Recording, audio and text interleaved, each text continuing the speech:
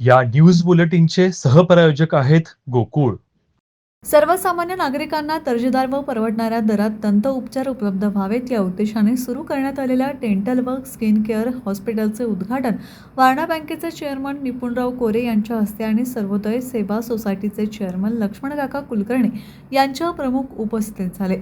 यावेळी वारणा साखर कारखान्याचे संचालक रवींद्र जाधव, वारणा दूध संघाचे उपाध्यक्ष HR जाधव, सामाजिक कार्यकर्ते आनंदराव सरनाईक, फौजी बापू, सरपंच प्रमिला जाधव, माजी सरपंच उज्ज्वला जाधव, शिरीष कुमार जाधव, कल्पना सरनाईक, मालेचे सरपंच उत्तम पाटील, संजय जाधव, ॲडव्होकेट राजेंद्र पाटील, प्राचार्य कृष्ण ठोंबरे, रेठरे वारणाच्या सरपंच प्राचार्य वंदना ठोंबरे, सुयोग सरनाईक व सरनाईक परिवारांसह आरोग्य क्षेत्रातील तज्ज्ञ तसेच नागरिक मोठ्या संख्येने उपस्थित होते.